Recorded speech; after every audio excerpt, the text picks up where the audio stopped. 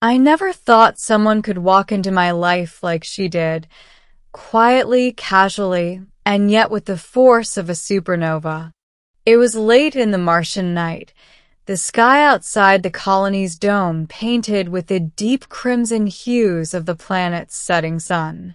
The settlement, a labyrinth of domed habitats and metallic corridors, was usually empty at this hour. Most colonists were either in their hydroponics labs, running maintenance, or hibernating in cryochambers to survive the harshness of the planet's nights.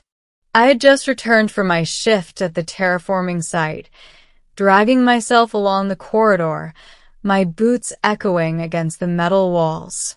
My small living quarters were modest. One bed, a desk cluttered with schematics, and a wall lined with monitors tracking the atmospheric experiments outside. The life I had built for myself here was solitary by design. I liked it that way. Until she appeared. Her name was Lyra.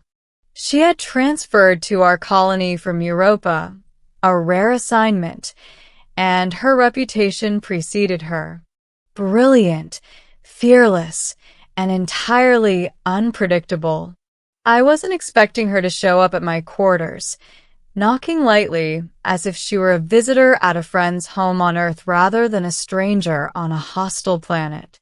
"Hey," she said, her voice soft but firm. "Is there space in your bed?" It was a question I wasn't sure I understood at first. On Mars, bed wasn't just a place to sleep. It was a small haven in a world that gave you nothing. A place of warmth and comfort, in a colony where nights could kill if you weren't careful. And yet there was something in her tone, something that wasn't just about sleep. I paused. My gaze drifted to the narrow bed, made with the precision only a solitary engineer could manage. Then I looked back at her. "Only if you're looking for a place in my life," I said. Her eyes widened slightly, but she didn't laugh or scoff. She simply tilted her head, as though she were appraising me, trying to see if I was serious. I was. And as the seconds stretched, something unspoken passed between us, heavier than the Martian gravity pressing down on the colony. That night, we shared the bed, but not in the way she had implied.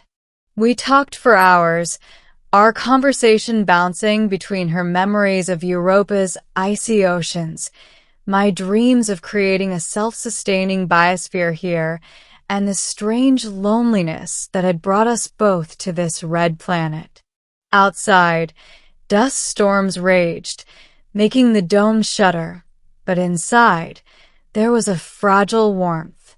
Days passed, and Lyra became a fixture in my life. She was everywhere, in the labs, in the hydroponics domes, even in my thoughts. We worked together to monitor the terraforming modules, recalibrate atmospheric generators, and stabilize oxygen levels, and every success felt a little sweeter because she was there. Then came the day the storms hit harder than expected. Sensors reported a plasma storm forming in the upper atmosphere, one capable of frying electronics and rendering the colony's communications offline. Panic rippled through the colony. Evacuation protocols were issued, but the storm's timing meant not everyone could make it to the reinforced shelters.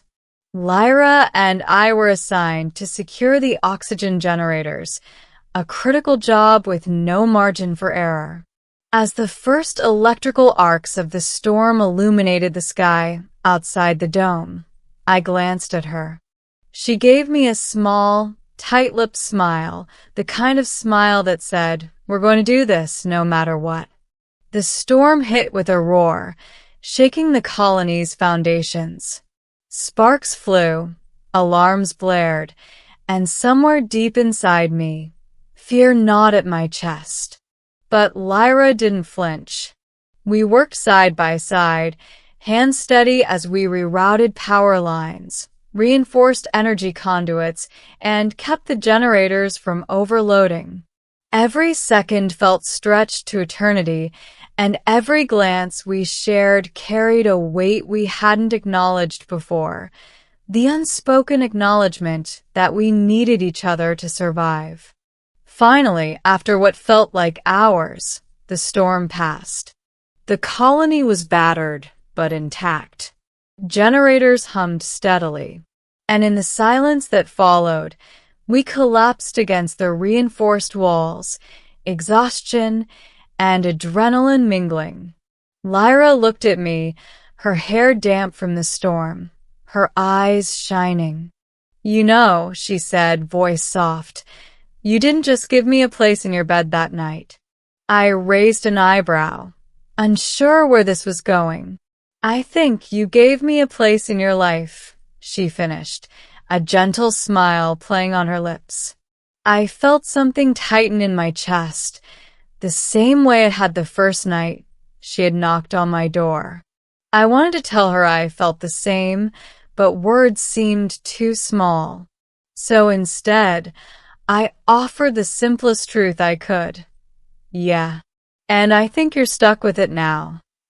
She laughed, the sound echoing through the quiet corridors, and for the first time since I arrived on Mars, I felt like I truly belonged somewhere. Not just in the colony, not just on this planet, but with her. Weeks turned into months, and we continued our work together, side by side. Terraforming was a slow process, one that would take decades, maybe centuries, to fully transform Mars into a world capable of supporting life, without domes and oxygen tanks. But with Lyra, the waiting was bearable. Nights were no longer lonely, storms no longer terrifying. Even the small victories, a sprout surviving in a hydroponics lab, a new algorithm stabilizing the climate regulators, felt monumental when shared with her. One evening, as we watched the Martian sun dip below the horizon from the observation deck, she leaned her head against my shoulder. "You know," she said, "I asked for your bed that night because I thought I needed comfort. I didn't realize I was asking for a home." I tightened my arm around her. "Home isn't a place," I said. "It's someone you trust with your life." And in that moment, under a sky painted red and gold, with the dust storms fading in the distance and the colony alive with the hum of machinery, I realized she wasn't just part of my life. She was the reason I wanted one. Mars could be harsh, unyielding, and unforgiving. But inside the small metal domes we called home, we had carved out a little corner of warmth, a space where two people could not only survive but thrive. And as the stars began to pierce the Martian night, I knew this was only the beginning. Because some questions aren't about beds or space. They're about hearts, trust, and the quiet courage it takes to let someone in. And Lyra had done exactly that. I looked down at her, asleep against me for the first time in weeks, and whispered, "There's always space for you, in my life, in my heart, always." And for the first time in my solitary existence on a red, lonely planet, I didn't feel alone.